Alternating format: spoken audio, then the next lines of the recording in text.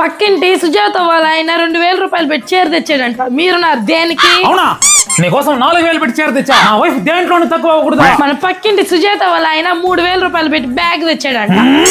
నీకోసం 5000 పెట్టి branded bag తెచ్చా. నా వైఫ్ దేంట్లోనూ తక్కువ అవ్వకూడదు. మన పక్కింటి సుజాత వాళ్ళ ఆయన 1,00,000 రూపాయలు పెట్టి చైన్ తెచ్చాడంట. నీకోసం 2 లక్షలు పెట్టి నెక్లెస్ తెచ్చానే. నా వైఫ్ దేంట్లోనూ తక్కువ అవ్వకూడదు. మన పక్కింటి సుజాత వాళ్ళ ఆయన ఎవరు అమ్మాయితో లేచిపోయాడంట. ఎక్కడికి? నేను కూడా ఒక మంచి అమ్మాయిని చూసి లేచిపోతా. నా వైఫ్ దేంట్లోనూ తక్కువ అవ్వకూడదు. కానీ ఆయన లేచిపోయేది చూసి అందరూ చెప్పుతో కొట్టారంట. మిమ్మల్ని కూడా కొట్టించేదా? వద్దులే, వచ్చేస్తా. కొట్టితే కొట్టిందిలే. ఆ పక్కింటోడు గోల పోయింది. మన ఎదురింటి వెంకటేష్ అన్న కారు కొన్నాడంట. ఎదురింటి వెంకటేశం వస్తున్నా ఉండరా. మన పక్కింటోడు అంటే బిజినెస్ చేస్తున్నాడు. వాడు ఏమైనా కొంటాడు, ఏదైనా చేస్తాడు. నాతోనే ఉద్యోగం చేస్తాను, నువ్వెలా కొన్నావు కారు? నువ్వు కూడా కొనుక్కో. మన జీతంతో కారు కొన్నట్లే. ఇప్పుడు కొనలేము, కానీ ఇన్వెస్ట్ చేసే జీవితంలో మనకు నచ్చినట్టు ఎప్పుడైనా కొనుక్కోవచ్చు కదా. ఏం చెప్తున్నావురా? ఈ మధ్య ఒక NFO లో ఇన్వెస్ట్ చేసా బ్రో. దాని రిటర్న్స్ ఈ కారు కొన్నా.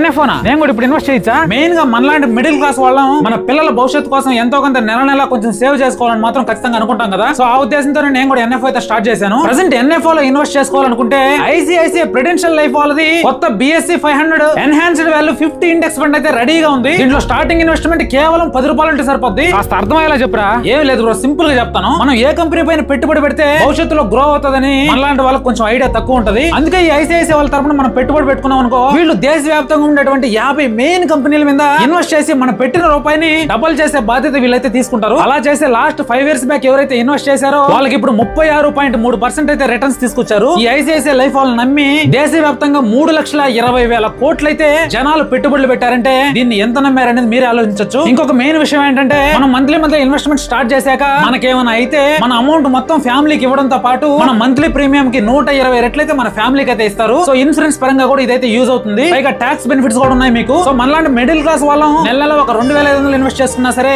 భవిష్యత్తులో అది మంచి రిటర్న్స్ అయితే తీసుకొస్తుంది. ఈవెన్ NRL కూడా ఇది మంచి ఇన్వెస్ట్మెంట్ ప్లాన్ అండి. ఇది ఫర్ ఎగ్జాంపుల్ నెలకు ఒక 18,000 చొప్పున 10 సంవత్సరాలు కట్టు వదిలేనా సరే 20 సంవత్సరాల్లో 15-16% రిటర్న్ అనుకున్నా సరే 2 కోట్లకు పైగా అయ్యే అవకాశం అయితే ఉందండి. ఈ నవంబర్ 9వ తేదీతో NFO అయితే క్లోజ్ అయిపోతుంది. నా బయోలో లింక్ ఇచ్చిన మీరు వెంటనే తీసుకోలేకపోయినా సరే దీని గురించి పూర్తి వివరాలు తెలుసుకోవాలనుకుంటే ఒకసారి నా బయోలో ఉన్న లింక్ పై క్లిక్ చేసి ఒకసారి అయితే చెక్ చేసుకోండి. మీకు పక్కా 100% నమ్మకం అనిపిస్తేనే ఇన్వెస్ట్ చేసుకోండి. కానీ ఇది మాత్రం బెస్ట్ ఆప్షన్ మీకు.